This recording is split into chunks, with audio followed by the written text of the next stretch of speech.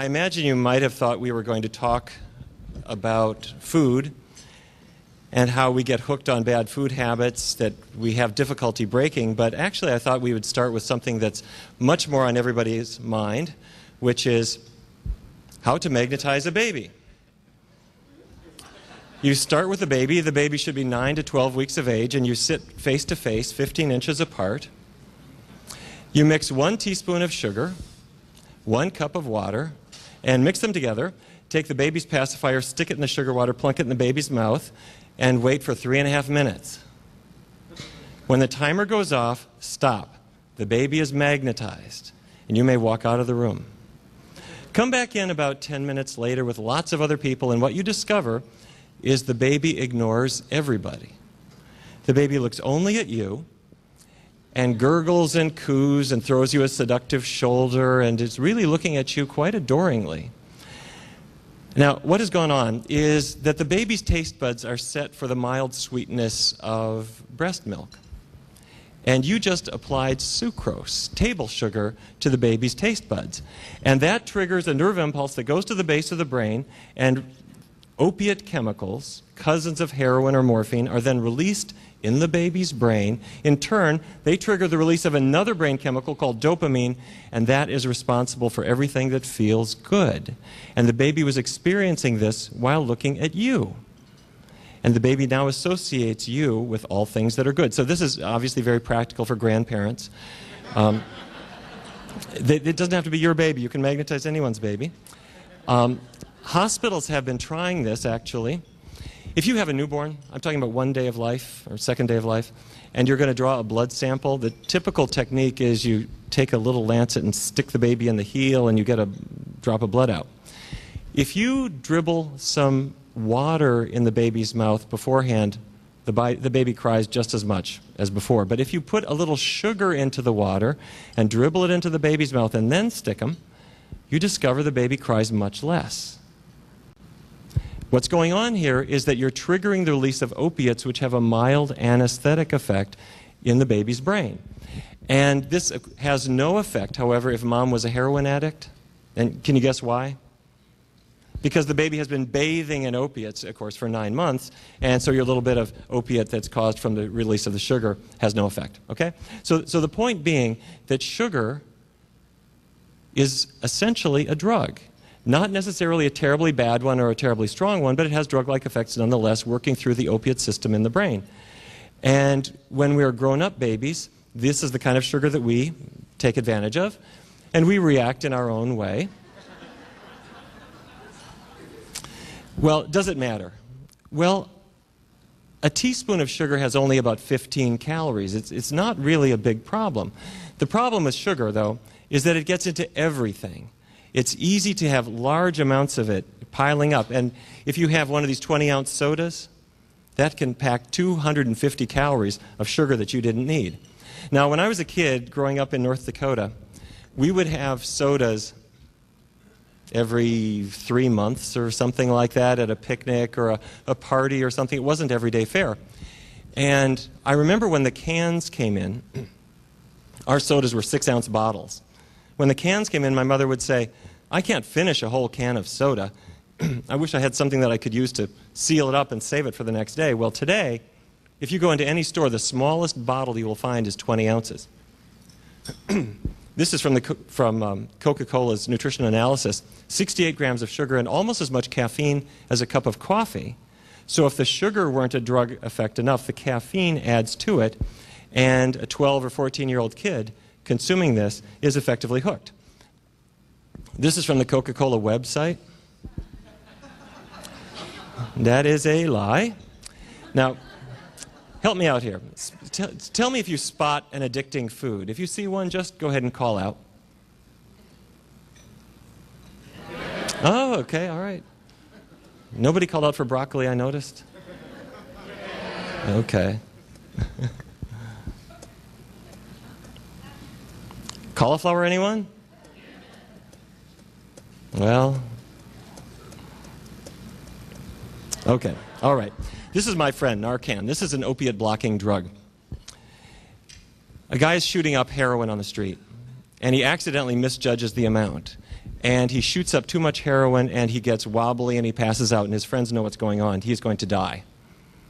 So they drag him into the emergency room, and you find a vein, and you inject Narcan, naloxone. It's an opiate blocker. What it does is it stops heroin from being able to affect the brain. So he wakes up, and you've saved his life.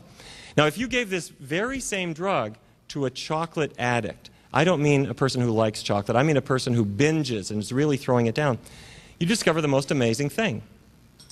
They take a taste of chocolate, and they set it back down. They'll try it again, and they just set it down. It tastes like chocolate, it has the mouthfeel of chocolate, it smells like chocolate, but the appeal of it is largely gone. Now, by the way, this is not a treatment. If you wanted to do this, you'd have to actually have an IV hookup as you went to the 7-Eleven. But what it shows us is that the part that we are aware of is the taste. What is happening in reality is a brain effect in which opiate chemicals are released in response to that taste of chocolate, and that is why we are driven to it, especially at any time when you need a little anesthesia. If you're tired, if you're angry, if you're annoyed, if you're alone, we tend to turn to these foods, especially at that time. It's a drug effect. Now, chocolate is not just sugar. A true chocolate addict is not going to be happy with a box of Domino sugar. Chocolate has caffeine in it. It has theobromine in it. Have you heard of this? Anybody have dogs? Anybody have dogs? Okay. Did your vet ever say, don't give your dog chocolate? Theobromine is a mild stimulant for humans, but it can be fatal to dogs, and so that's what's going on there. Phenylethylamine is an amphetamine-like compound that's in chocolate, it's in sausage, it's in cheese. And anandamide is the compound in the brain that is affected by THC. I'm talking about the active ingredient in marijuana. The anandamide is the brain chemical that's turned on by that. Chocolate causes that effect to persist. So chocolate isn't really a drug. It's the whole drugstore sort of wrapped up all in one. Now, we recently did a research study. By we, I mean Physicians Committee for Responsible Medicine, along with our friends at Georgetown University. And we had 59 overweight postmenopausal women who came into the study, and we were going to test the effect of diet on their weight. And we randomized them into two groups. One group got what you'd think of as a healthy, balanced American-type diet. No more than 6 ounces of meat per day, mostly chicken and fish, generally low fat. And the experimental group went on a vegan diet. Now, this was a new word to a lot of folks. They imagine vegans are people from the planet Vegas. We had to explain that this is different from ovo-lacto vegetarians, ovo meaning eggs, lacto meaning milk. And once in a while I run into somebody who says, I'm pretty much vegetarian, but I do have eggs, and I have milk, and I have fish. And I have chicken sometimes. And I once in a while have red meat, but hardly ever, and I call them the ovo-lacto-pesco-polo vegetarians. But anyway, this was a vegan group. They weren't vegans coming in, but we asked them to follow a vegan diet, and they did great. I have to tell you, they did wonderfully. After 14 weeks, we compared both groups. The vegans lost substantially more weight. Their waistlines trimmed down. Their cholesterols went down. We had a few people who were diabetic at the start. None of them were diabetic by any standard diagnostic test at 14 weeks. But I asked them, what do you miss now? And I thought they would say, I miss chocolate ice cream, or a cold glass of milk with some cookies, or a burger. And they didn't say any of that. Can you guess what they missed? They wanted cheese. They were waking up at 5 o'clock in the morning dreaming of cheese pizza with those strings of melty cheese coming down. And I thought, what is... And other people report that too. They miss cheese more than other foods. You know what I'm talking about. Anyway, I started thinking, why is it? I mean, let's be honest. Cheese does smell a little bit like old socks. Why is it that people want this stuff? Well, I started looking into this, and this is actually what propelled me on this quest to figure out about the opiate effects of foods that led to this new book called Breaking the Food Seduction. I found a paper in 1981 written by a researcher at Research Triangle Park in North Carolina. And he had found a substance in dairy products that looks very much like morphine. And he did a variety of biochemical studies and published in Science, the journal Science, in 1981, his conclusion that it is morphine. You know poppy plants, opium poppies, they have the enzymes for producing narcotics, opium. And a cow's liver, by a fluke of nature, has similar enzymes that make morphine and codeine. There's not a lot of it. There's just tiny traces, especially in the spring, less in the fall. But the amounts are so small, I don't think that's why some people get hooked on dairy. What seems to be more important is something called casomorphins. Have you heard of these? Hey, you've heard of casein, C-A-S-E-I-N, the dairy protein? All proteins are strings of beads. Each bead is an amino acid. Those are the building blocks of protein. In your digestive tract, that protein breaks apart and the individual beads get into your bloodstream, and your body can turn them into muscles or skin or internal organs or whatever. But casein does not behave that way. Casein is a long string of amino acids like other proteins, but in the calf's digestive tract, it's broken into not individual amino acids, but strings of 4 or 5 or 7. And they're biologically active. They have opiate activity. By that I mean they act like mild narcotic drugs. They're not that strong. The strongest is about 1/10 the power of pure morphine. But if any of you were ever in the hospital and you got a pain-killing drug that was in the narcotic class, like morphine or Demerol, the biggest side effect is that you get constipated fairly quickly. Well, if any of you ever did a big cheese overdose, that breaks apart into these narcotics, and one of the principal side effects is exactly the same. It's a narcotic-like effect. Now, for chemists in the audience, this is what the casomorphins look like, and it raises the question, what the heck are they doing there? Why would we have opiate compounds in milk? And I want to offer you my theory. My theory is that nature doesn't like leaving anything to chance. If the baby calf did not like nursing and turned away and said, "Mom, I'm just going to go wander in the woods today,"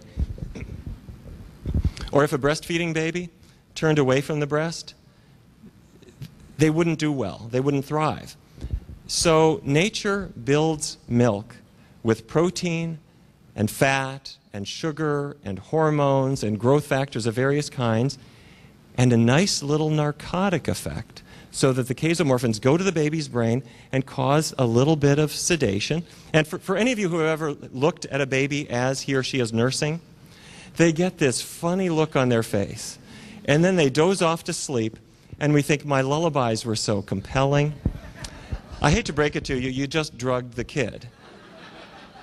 And now nature never figured that we would continue consuming milk. But what I'm suggesting is that the mother-infant bond has a biological basis in drug-like compounds, and that the human refrigerator bond kind of works the same way. Now, is it a good idea to break away from cheese? Well, here are the figures. The calorie content of cheese is huge. It's probably the most fattening food that people include in their diets.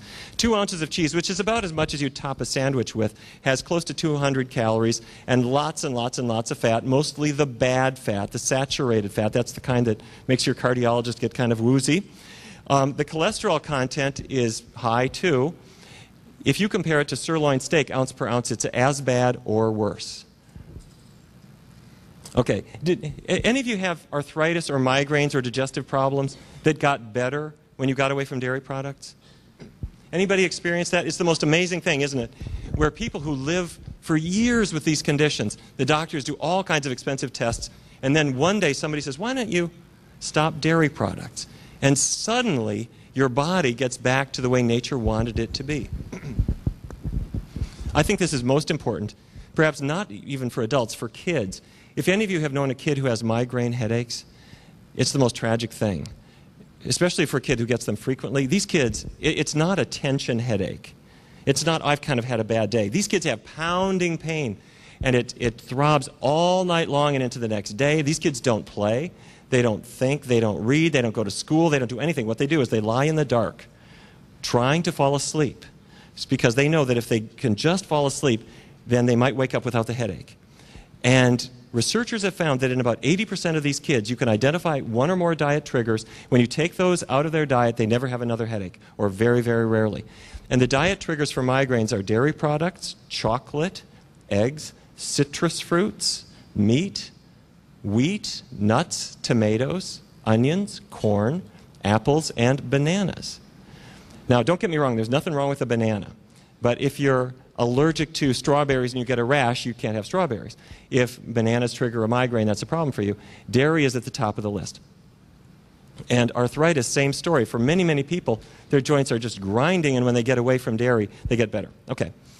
Let me take a couple of minutes and talk about something that is really critical.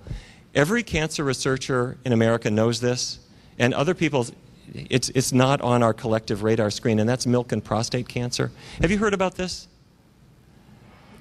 It started out as just an observation. If you compare countries that consume a lot of dairy products versus those that have dairy products very rarely, the Scandinavian countries have quite a lot of dairy. North America, same story. We have a lot of, I have no idea what's causing all of this. No, the doctor knows instantly this is alcoholism, and I'm not going to send you down to the liver specialist and the eye specialist and the dermatologist to look at your nose. What we are going to talk about is how to separate you from this condition that is, from this substance that is causing all of these medical conditions. Same doctor's office. A guy walks in. He's had a heart attack. His cholesterol is going up. He has a touch of diabetes. He has high blood pressure, and he's got gout. The doctor now will give him 5 diagnoses, send him to 5 specialists, write 5 different prescriptions, and nobody ever says, wait a minute. It might make sense to think of this as if you are hooked on a substance which is causing all of these to manifest. And when we break that food seduction, all of these things will improve or perhaps even go away. And what I'm suggesting is that is exactly the direction that doctors have to go into. Now, what is the value of breaking the meat seduction? Well, the first is you reverse heart disease, as Dean Ornish has so amply showed. You lose weight. Cancer risk drops by about 40%. And have you seen the new work on breast cancer?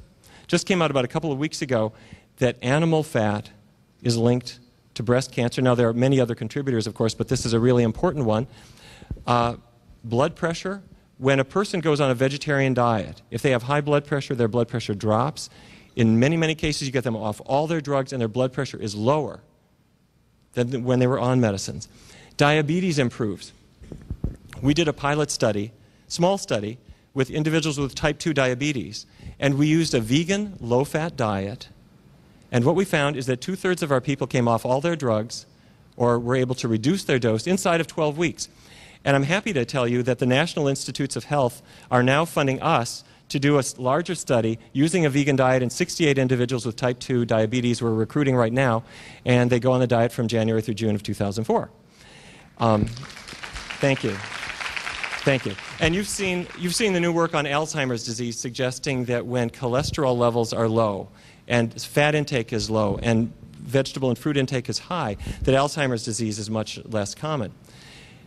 Now, here's the bad news. For a lot of folks, they will say, well, I don't eat much red meat, but I eat white meat.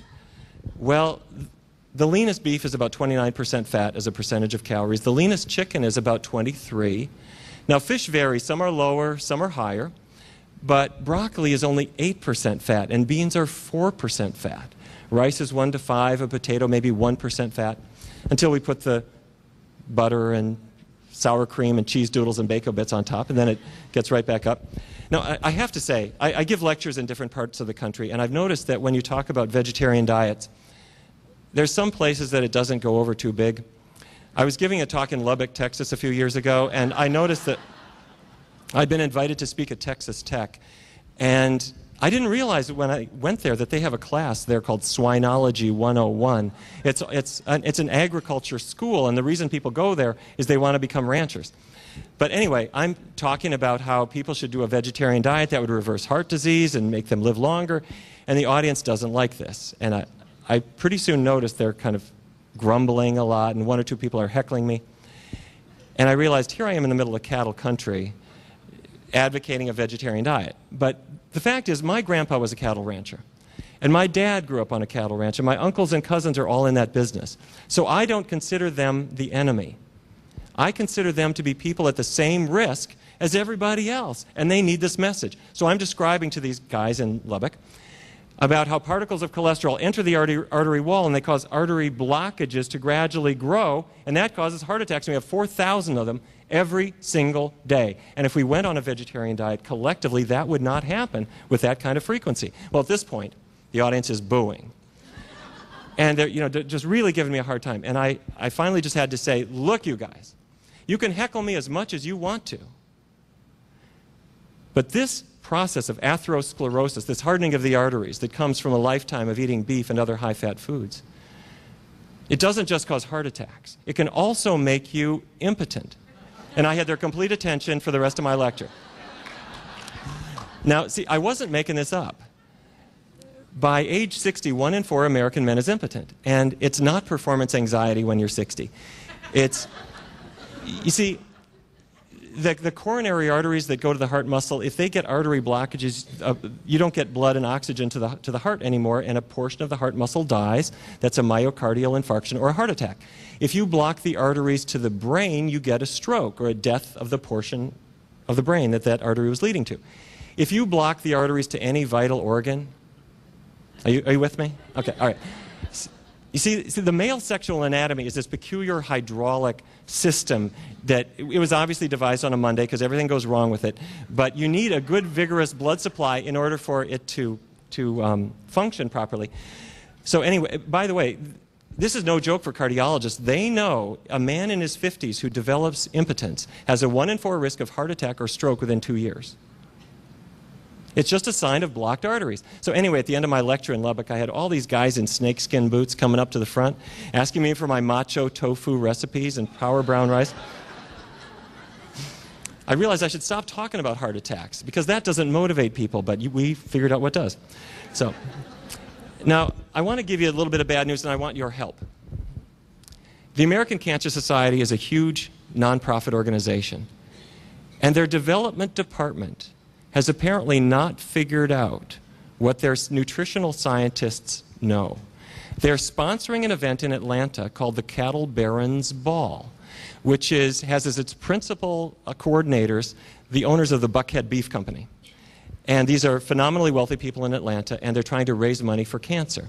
Now, cancer researchers, if there's one thing that is really clear, it's that individuals who eat a lot of beef have more colon cancer, probably 300% more than other people. Saturated fat is linked to breast cancer, so why is the American Cancer Society doing this? Well, it's not just doing it in Atlanta. They're doing it out here. They're doing them all around the country, having people dress up in cowboy attire and go in, and they are served ribs. And they then give money, and you know where the money goes? We're afraid of telling the truth about cancer. We say, get your mammogram, get screened so that we find it. Now, I want to find cancer if it's there, but I don't want it to be there. Or let's raise money for better treatments. Well, if you've got it, let's treat it. But there's a third step, and that's to prevent it from happening, and that is never going to happen if we don't separate ourselves from the things that cause it. Now, I know that you all know this, but we want, when you get to have a big charity like this, they're afraid of telling the truth. They're willing to beat up on tobacco now because everybody else is. But what we have to say is that we should not have the meat-based diet that we have in America if we ever intend to tackle cancer. So, just this morning, I was on the phone with the chief scientists at the American Cancer Society saying you have to cancel this event, or you have to retheme it. They were going further. They were actually planning to run live cattle through the streets of Atlanta as a promotional PR stunt, and they're having pig races at the event to try to make people get into this theme about agriculture is your friend and so forth, and it's complete nonsense. It has to be stopped. Would you do me a favor? Would you write down that number on your screen? And would you please call them and say, please don't do this. Let's get serious. We have to do what we can to stop cancer. Or else, at the end of my presentation tonight, I'm going to give our website, PCRM's website. Click on there. I'll give you all the details there as well, okay? I am quite convinced that if, thank you. They mean well. They just need to hear this message, and if we work together, we can get them to do the right thing too. Okay, let's say I want to break free. I'm convinced I'm ready to change my own diet. Well, what do we do? What I suggest you do is we're going to take a 3-week period, and during this period of time, we're going to start with a healthy breakfast. Why? Because if your breakfast is really high in fiber, it keeps you full during the morning, so you're less likely to fall prey to the donut tray that is walking by work at about 10:30 that morning. Now, when I was a kid growing up in Fargo, North Dakota, my mom cooked us different kinds of breakfasts. The typical thing was her 5 kids would get out of bed and we'd go down to the kitchen, and my mother would take a fork and she would pull hot sizzling bacon strips out of the frying pan and put them on the paper towel to drain. And when the bacon was all out of the frying pan, she would carefully pick up that hot pan and tip it over to pour the grease into a jar. And she would take that jar of bacon grease, and she didn't stick it in the refrigerator, she put it on the shelf. Now, why don't you have to refrigerate bacon grease? Because when it cools down, what happens? It solidifies. That is a sign it's loaded with saturated fat. That's the stuff that increases your cholesterol level, leading to heart attacks. So the next day, my mother would take that jar off the shelf, and she'd spoon the grease back in the pan and fry eggs in it for her kids. And it's amazing that any of us live to adulthood, as I reflect on it now. Problem was, that's a very seductive meal at the time, but there's no fiber in it. Eggs don't have fiber. Fiber means plant roughage. So at 10 o'clock in the morning, her kids were all hungry again. Well, you're a growing boy. You ought to have a good appetite. You ought to be hungry. Wait a minute. If you give that same kid a big bowl of old-fashioned oatmeal that's high in fiber with cinnamon and raisins and some sliced strawberries, they're not hungry, and you can measure how much they snack. It's noticeably less later in the day. You give them a high-fiber lunch, same story. Okay. Secondly, you want to choose foods that keep your blood sugar steady. I'm thinking of the bean group: beans, peas, lentils, green leafy vegetables. Fruits are okay. Pasta is actually okay. A lot of folks are afraid of pasta, but if you measure a person's blood sugar, it does not spike and fall the way something like white bread may cause it to do. For dieters, some dieters shoot themselves in the foot by eating too little. If you don't eat enough food, you binge later.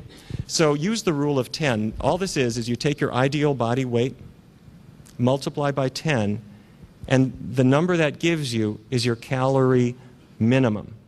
So like for me, let's say I should weigh 150 pounds times 10, that's what? 1,500. I can eat more calories than that, but I should never eat less than that, because if I do, I'm definitely set up for a binge. I'm a bigger guy. I should weigh 200 pounds. I need at least 2,000 calories if I'm ever restricting and dieting and counting every last calorie. Never go below your rule of 10. Better off, you really don't have to count calories at all if you're on a healthy, low-fat vegan diet. Now, craving cycles, if every day about 4 o'clock you're plugging the quarters into the candy machine, or every night at 8 o'clock your refrigerator is magnetic, you need to forget about food. You need to focus on time. From about an hour before to an hour after your time vulnerability period, do something that is inconsistent with eating. Go for a walk, go to the gym, go to the movies, if somebody will escort you past the concession. And what you'll find is in a couple of weeks, foods never scream out at you to quite that degree. If you're a young woman and you have a monthly cycle where chocolate screams out at you at that special time of the month, we did a study a couple of years ago where we used a low-fat, vegan, high-fiber diet in a group of 33 young women as a means of tackling menstrual pain. And all it does is very low-fat foods reduce the amount of estrogen in the blood so that you don't have these ups and downs of estrogen. At the end of the month, the hormone shifts are not so pronounced. Cramps are reduced, PMS is reduced, cravings are reduced, unless you had a double bacon cheeseburger any time in the month, in which case there's enough fat to increase the estrogen production right back up and you run into problems at the end of the month. Okay, exercise and rest. A lot of us really don't exercise much during the day. And as a result, when we lie down to sleep, our brains are kind of wired, but our bodies aren't really fatigued, so we don't sleep very soundly. But if you look at kids, you know, kids run around all day and they lie down to sleep and they're like comatose. Well, if you get some more exercise in your routine, go to bed just 10 minutes early, what you find is you wake up the next day with a little bit better resolve against the cravings that might come by. So if you put all of these things together, you start with a healthy breakfast, you're eating an adequate amount of food, you're holding your blood sugar steady, and you feel well rested, the cravings just don't matter to you so much. But there's two other things that I think are important to do. One is don't do it alone. Grab somebody else and say, you know, we are cheese addicts. Let's go together to the Betty Ford Cheese Clinic, and we're going to get fixed. Social support really matters, and also other motivators. If I'm telling an 18-year-old kid that he should avoid dairy products, and if he does, he won't get prostate cancer, he just stares at me blankly. An 18-year-old young man, he doesn't have a prostate. Or, well, if he does, he doesn't know where it is, and he's not sure how to spell it. But on the other hand, an 18-year-old kid is an environmentalist. They don't eat meat for that reason. Or they're an animal rights activist, and they've heard the numbers. Americans now eat 1 million animals per hour. And for young folks, that means more to them than anything. Or if I have a 40-year-old guy who quit smoking, he did not quit smoking for himself. He quit smoking for his wife and his kids because he knew he can't risk his health. So if you have a little talk about what are we doing with our diets, we're not doing our families any favors by risking illness in ourselves. So whatever your motivators are, you just plug them in. Your body doesn't care why you choose them. Okay, all right, I'm ready to do this, but I'm a little scared about making a lifetime commitment. Well, sure, you don't have to. You just make a commitment for about 3 weeks. That we can do. So during a 3-week period, if you're new to any of this, you use the new 4 food groups, and that means grains, the legume group, the bean group, vegetables and fruits, and all the wonderful foods that they turn into. I like to encourage people to take a multiple vitamin for vitamin D, which ought to come from the sun, but for a lot of folks in parts of the country where there is not much sun or they're working indoors all day long, the vitamin will give them that, and vitamin B12. And before you start your 3-week period, do a little experimenting and figure out which foods you might like. So these are some from Breaking the Food Seduction, but there are many, many more out there. Many wonderful choices of books that will guide you along. And then once you're ready, and you know what you're going to have, do it 100%. If you're now ovo-lacto, now's the time to go vegan. If you're not yet ovo-lacto, now's the time to go all the way and get all that stuff out of your diet. Don't stick your toe in the swimming pool. Jump in and see what the water is like. And the reason I say that is if you have a healthy meal on Wednesday and another one on Sunday, your cholesterol does not fall. You don't lose an ounce. If you have diabetes, it does not get better. It works to do it all the way. But you only do it for 3 weeks. Now, the nice thing about this is what you weren't expecting is that 3 weeks is all the time you need to adapt. Think back. How many of you ever switched from whole milk to skim milk? Let me see. Okay, when you did, how did the skim milk taste at first? Watery, kind of horrible. But then after 3 weeks, what happens? It tastes okay? Okay. Did you ever go back and then have whole milk again? What did that taste like? It's thick, it's greasy, it's creamy. Well, your whole life it was okay until you had a 3-week break from it, and now you can't drink it anymore. I'm going to tell you a secret. Your taste buds have what is, for all intents and purposes, a little thermostat that is your food preference. You have one for fat, one for sugar, and one for salt. And it's set based on what they have been in touch with over the preceding 5 or 6 days. So if you go low salt tomorrow, I guarantee you'll hate it. If you stick with it, you will adapt, and then you will not, you'll go to the movies and somebody will put all kinds of salt on the popcorn, you can't eat it. If you go to a totally low-fat vegan diet and if this is not your routine, for the first day or two it seems odd, it seems too light, but you start to adapt, and then after 3 weeks you go out and say, I'm going to have that double bacon cheese monster burger, and you do, and it doesn't really taste like what you had hoped. The preferences for today are set by what you had yesterday, and so that's why we have a clean break, but just for a short period of time. And the last tip is actually something that my mom taught me. My mom lives in Fargo, North Dakota with my dad, and she had a very high cholesterol level. And I kept encouraging her to change her diet, and she would not pay any attention to me. And for a long time this went on. She just ignored all my advice, and I finally realized why this was. And the reason is I'm her third-born child. Are any of you third-born children? Okay, is this not true? Your parents never paid attention to anything you ever said. You see, you know this is true. The first child, you pay a lot of attention to them. The first nonsense syllables they utter, you write it down, you call grandma.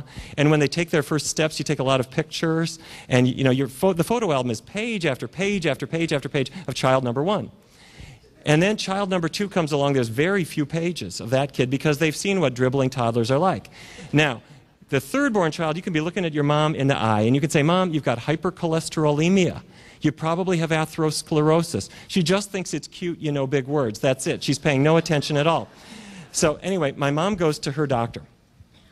He says, Mrs. Barnard, sit down. You've been dealing with this high cholesterol level for too long. I'm writing a prescription for you now for some cholesterol-lowering medication. I want you to take it. She says, okay. How long for? And he says, I don't think you get it. You're going to take this medication for the rest of your life. And she says, well, wait a minute. I have to think this over. And she goes home, and she picks up a book that I wrote called Food for Life. And Neil told me that if I made these recipes, my cholesterol level would fall. She does it. My mom becomes a vegan. And 6 weeks later, she's been a vegan this whole time, she goes back to her doctor. Her cholesterol has dropped 80 points. The doctor, this is a true story, the doctor thought he had a lab error. And he's explaining this to her. She goes, thanks, got the message, bye. She has a totally normal cholesterol level. She goes home, she picks up the phone, she says, Neil, why didn't you tell me about this before? So anyway, my mom's, the light bulb has gone off in her head. She's decided the whole world ought to be vegan.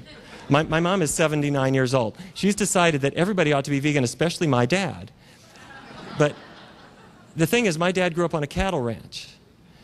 But on the other hand, he was part of this generation where the men don't know where the kitchen is in the house. He's been sitting at the dining room table for 55 years, and the plates of food just come in. And when he's done, the plates go away. And he has never shopped a day in his life, and he's never made a single meal. So my mom takes advantage of that fact. She goes to the health food store. And by the way, if you haven't been to the health food store lately, it's safe to go back. They have stopped playing folk music. The guy behind the counter is not named Sunshine. He doesn't have a tie-dyed shirt. The soy milk is not a powder anymore. Do you remember you had to mix it up and pour it really fast before it precipitated? Well, they've got great products there now. My mom buys hot dogs that are not dogs, and she buys sliced turkey and chicken that's really made of soy or wheat. It's not really turkey or chicken. And she gives these all to my father. He has a hot dog that he knows is a little bit lighter taste, but it's fine. She must be doing that whole milk, skim milk thing on him again. And she'll make him a bologna sandwich that's a good bread and phony bologna, and sliced tomatoes and cucumbers and lettuce and a little Dijon mustard, and she'd give it to my dad, and he's happy with it. They've been doing this for 5 or 6 years. And I've now got 2 vegetarian parents, and only one of them actually knows it. So anyway, I was just home in Fargo, and my mom is now the official vegan police. My brother has 2 college-age kids, and if you come home with a McDonald's bag, she throws it out of the house. She says, you don't smoke here and you don't eat that stuff. And you know what? And I got to tell you, she'll bring them into the kitchen. She'll say, will you cut the carrots up? And will you, the little ones, will you do the lettuce and tear it up? And she doesn't let them eat meat at all. And she's got them tasting soy milk and encouraging them along. And, she's not that hot of a cook, really. But they get into this, and the most wonderful thing happens. Because she did not shut up and take her drug, she learned the cause of this and changed her own life and decided that she wanted to be a little bit of a rabble-rouser with the other people around her. She's affecting their lives. And we sit around the table and talk about, well, what really causes osteoporosis? Do you need milk or not? And when I was a kid, we never talked about any of this stuff. And that's what's happening. And that, for me, has made me think a lot about how I want to do our work. At Physicians Committee for Responsible Medicine, and a special thank you to all of you who are members. I appreciate that very, very much. And for those of you who aren't, please do join us. We do research studies. We do a lot of advocacy work. We're forever fighting the government, and if we need to, we sue them. As you know, the dietary guidelines for Americans are being reformulated right now. The last time, of the 11 members on the committee, 6 of them had ties to the dairy industry, meat industry, or egg industry. We sued them, and in federal court, I'm happy to say we won. The judge said that these guidelines were basically drawn together out of public view in an inappropriate way, but it takes a long time to turn this big battleship, and we're fighting much the same battle right now. So if we collectively fail, then the price is not really paid by us. The biggest price is going to be paid by the generation under us. If you have looked at kids in school today, they are more out of shape than any generation in the history of our country. If you could look inside their arteries, they have the beginnings of artery blockages before they get their high school diploma. We are now seeing type 2 diabetes, adult onset diabetes in kids of 18. We are seeing unprecedented obesity in children, and fast forward a few years, the cancer rates will be unprecedented, and we won't be able to afford it in dollars for health care, let alone the personal tragedy that we're causing. But on the other hand, if we do create a bit of a ruckus, if we fight for healthier foods for our kids in schools, if we try to get the junk out of what they're eating, and parents, we all have a real challenge, let's face it, it's a tough battle, because you're battling the schools, the TV, the convenience stores, and everywhere else. But we have the tools to do it. If we work together, we really will be able to take it into our hands, the power of healthy eating. Thank you very much. Thank you.